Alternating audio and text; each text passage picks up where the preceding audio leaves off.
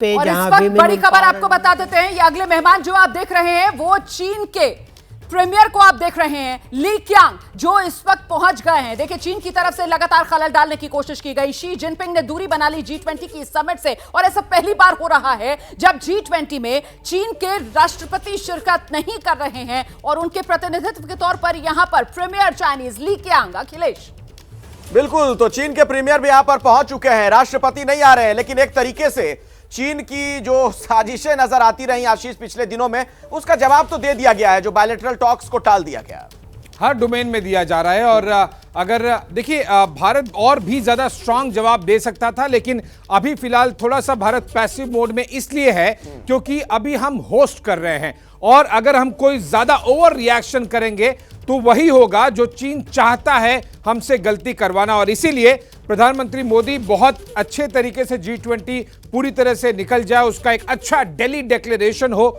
चीन के रोड़ा अटकाने के बावजूद। और ये डाउनग्रेड करने की कोशिश की गई है शी जिनपिंग द्वारा ली क्यांग को भेजकर, और ऐसे समय में जब भारत और चीन दोनों ही तरफ से कोशिशें भारत की तरफ से कोशिश की जाती रही, लेकिन चीन की तरफ से यह बिल्कुल भी कोशिश नहीं की गई है कि LAC का टेंशन शांत हो। ये आग में घी डालने वाला काम। मेरे साथ अभिषेक उपाध्याय भी जुड़ गए, हमारे वरिष्ठ सहयोगी। और अभिषेक, देखिए, अभी थोड़ी देर पहले दीपक वोरा साहब कह रहे थे कि पूरी दुनिया की राजधानी अभी नई दिल्ली नजर आ रही है। वाकई में यही माहौल दिख रहा है जो हमने नाम भी दिया है कार्यक्रम का, विश्व उत्सव।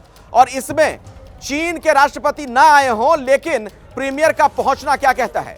देखिए, ये बहुत महत्वपूर्ण है क्योंकि शी जिनपिंग 2013 में राष्ट्रपति बने थे अखिलेश, और उसके बाद से एक रोम की समिट थी जो उन्होंने मिस की थी, और वो भी इसलिए मिस की थी कि उस समय कोरोना की महामारी थी। उसके अलावा कहीं मिस नहीं की है। इंडिया में वो क्यों मिस कर रहे हैं, इसके सीधे से मायने। और देखिए, चीन कहां नहीं है। अफ्रीकन यूनियन के 55 देश इस G20 का इसमें बतौर सदस्य शामिल हो जाएंगे। यहां भी चीन क्रेडिट ले रहा है कि हमने इसकी पहल की थी, जबकि ये पूरी तरह से असत्य है। आप सोचिए, जो चीन ने अफ्रीका के देशों में कर्ज का जाल फैलाया है, वो इसका एक बड़ा मसला है कि डेट रिस्ट्रक्चरिंग की जाए। और जो मल्टीलेटरल फाइनेंसिंग की बात की जा रही है, वो भी इसीलिए की जा रही है। अभी आपको ब्रिक्स याद होगा, ब्रिक्स में जिस तरह से चीन ने एक ब्रिक्स बैंक बना करके पूरी कवायद है कि अफ्रीका के देशों को, दूसरे जो विकासशील देश है, जो ग्लोबल साउथ की बात होती है, उनको अपने कर्ज के जाल में लपेट लिया जाए। और ग्लोबल साउथ की सबसे बड़ी आवाज बनकर के चीन राजा बनकर के उभरे। उसको डेंट अगर लग रहा है तो भारत से लग रहा है, और यही वजह है कि चीन इसे डाउन प्ले करने में। और अभी जब दिल्ली डिक्लेरेशन आएगा, वहां भी चीन की आपको कवायद दिखाई पड़ेगी कि चीन कोशिश वहां भी कर रहा है कि इसमें चीन की तरफ से लगातार रोड़ा अटकाने की कोशिशें की जा रही हैं। न्यू दिल्ली डिक्लेरेशन को लेकर भी सबसे बड़ा रोड़ा चीन की तरफ से ही लगाया जा रहा है। कुल मिलाकर चिढ़ की वजहों की अगर बात की जाए तो जाहिर सी बात है, यहां एशिया के अंदर भारत का बढ़ता दबदबा, हमारी तेजी से बढ़ती अर्थव्यवस्था, चीन की सुस्त पड़ती अर्थव्यवस्था, और साथ ही साथ जिस तरीके से इस बार दुनिया के भविष्य का एजेंडा सेट भारत कर रहा है, यही वो तमाम वजह जिससे चीन चिढ़ा हुआ है। आशीष कुमार सिंह। जी हाँ, बिल्कुल आप सही कह रही हैं। और चीन के लिए भी क्लियर कट मैसेजिंग है। चीन ने अपनी तरफ से चाल चलने की कोशिश की, रोमाना कि चीन के प्रेसिडेंट यहाँ पर नहीं आते हैं। और देखिए, वो वक्त और था जिसका थोड़ी देर पहले आशीष मेरे सहयोगी जिक्र कर रहे थे। उस दौरान जब अगर प्रधानमंत्री आता था चीन का, तो मैंडेट के साथ आता था। हम तब ये आर्ग्यू किया करते थे कि कम से कम 30 साल ऐसे थे जब बॉर्डर पर कोई गोलियां नहीं चली थी। आप गालवान में भारतीय फौज के साथ झड़प करते हैं, फौजियों की जान जाती है दोनों तरफ, और उसके बाद इस तरह की हरकत, तो निश्चित तौर पर भारत की तरफ से क्लियर कट मैसेज है चाइना को कि आप चाहे जो भी कर लें, अब इस रीजन में सुपर पावर के तौर पर भारत उभर रहा है, और ये एक सच्चाई है जो चाइना को एक्सेप्ट करनी ही होगी। लेकिन चाइना एक्सेप्ट कर नहीं पा रहा है। दीपक वोरा सर, शी जिनपिंग नहीं आए हैं, अपने प्रीमियर को भेजा है, रोड़ा अटकाने की कोशिश है, लेकिन शायद बेचारे खुद अलग थलग पड़ रहे हैं, इसी के दर्द में इस वक्त मुब्तला हैं। दीपक वोरा जी, आपने बिल्कुल सही कहा है मैम कि उनके अपने देश में उनकी गंभीर समस्याएं हैं। यूथ अनएम्प्लॉयमेंट बढ़ती जा रही है, आर्थिक स्थिति खत्म हो रही है, प्रॉपर्टी सेक्टर खत्म हो गया, फाइनेंशियल क्राइसिस है। शायद इसलिए नहीं आए। और ये भी रिपोर्ट्स आ रही हैं कि कुछ वरिष्ठ जो अधिकारी हैं कम्युनिस्ट पार्टी के, उन्होंने झाड़ लगाई है पिंग पोंग को कि भाई तेरे कारण कम्युनिस्ट पार्टी टूट रही है। तो अपने डोमेस्टिक रीजंस के लिए वो यहाँ पे नहीं आया। आते भी मैम तो उनकी प्रेजेंस जो मैंने देखी है पिछले कई सालों से, हमेशा डिसरप्टिव होती है। वो हर चीज को तोड़ने की कोशिश करते। चाहते क्या है कि जहां भी मैं जाऊं वहां बारात में मैं ही दूल्हा रहूं, लेकिन फिर वो फूफा बन के रह जाते हैं। लोग उनको इतना पसंद नहीं करते उनकी मीटिंग्स। और यही चीज हमें नजर आ रही है। यहाँ नहीं आया है तो बहुत अच्छी चीज की है, ताकि हम उन मुद्दों पर फोकस कर सके जो दुनिया को यूनाइट करते हैं, दुनिया को डिवाइड नहीं करते। ये हम पे मेहरबानी की है उस व्यक्ति ने यहाँ ना आकर। आपने बहुत सही तंज किया दीपक बोहरा साहब, जो उदाहरण आपने पेश किया दूल्हे और फूफे वाला, ठीक है, लेकिन मैं इस पर यह भी आशीष आपसे समझना चाहूंगा, भले ना आए चीन के राष्ट्रपति, हुआ तो कुछ नहीं। आप देखिए कार्यक्रम पूरी तरीके से सुपरहिट नजर आ रहा है, पूरी दुनिया की निगाहें नई दिल्ली की तरफ है। और आप सोचिए ना, आर्थिक लिहाज से भी दुनिया में जो 80% अर्थव्यवस्था को कंट्रोल करने वाले देश हैं, उसके प्रमुख यहां पर हैं, उनके प्रतिनिधि यहां पर हैं।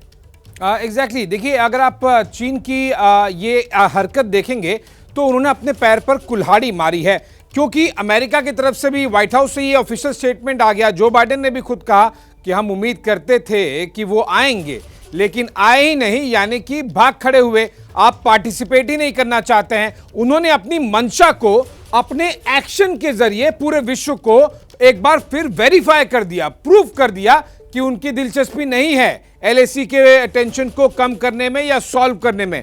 उनकी दिलचस्पी नहीं है कि कोरोना जो उनके देश से निकला था, वो उसके आगे जो इंपैक्ट हुआ है उससे किस तरह से निपटा जाए, विश्व की उसकी मदद की जाए। उनकी दिलचस्पी नहीं है जब भारत बात करे कि G20 से G21 हो, अफ्रीका का इंक्लूजन हो, वो वहां पर नहीं रहेंगे। ये सारे जो महत्वपूर्ण मुद्दे हैं, देखिए एक डिप्लोमेसी में ना, स्ट्रैटेजिक अफेयर्स में एक बड़ी बात होती है, कौन प्रेजेंट है वो तो खबर होती है, वो दिखती है, कौन प्रेजेंट नहीं है वो ज्यादा बड़ी खबर होती है। और वही शी जिनपिंग ने प्रूव कर दिया कि वो नहीं आए हैं, यानी कि इन सब ज्यादा मुद्दों में उनका डायरेक्ट इन्वॉल्वमेंट है नहीं। मैं मॉनिटर कर रहा था कि चाइनीज मीडिया को कहां है वो चीन के किसी प्रोविंस में बाढ़ और आई है, तो वहां पर जाके थोड़ा जायजा ले रहे हैं, वहां जहां 1 महीने पहले बाढ़ आई थी। चलिए, ये तो चीन की बात हुई रोमाना, लेकिन जो बेसब्री के साथ इंतजार है अब वो है जो बाइडेन का। देखिए, जो गैर मौजूदगी, जो एब्सेंस की अभी बात कर रहे थे आशीष सिंह, दरअसल चीन जिस तरीके से चाह रहा था कि उसकी एब्सेंस जो है वो खटके, वो किसी को खटकी नहीं है। और शायद यही चीन की चिढ़ की बड़ी वजह है कि चीन मौजूद नहीं है, शी जिनपिंग नहीं आए, लेकिन दुनिया को उससे कोई फर्क नहीं पड़ रहा है। पत्रकारिता कोई इमोशन नहीं है, ना अपना कोई ज्ञान देना है और ना कोई विचार थोपना है। पत्रकारिता क्या है?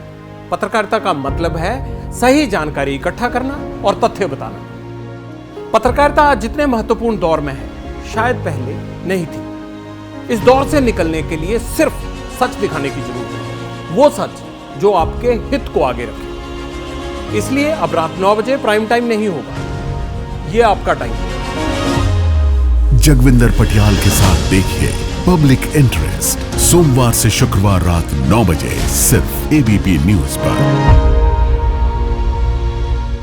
एबीपी न्यूज आपको रखे आगे।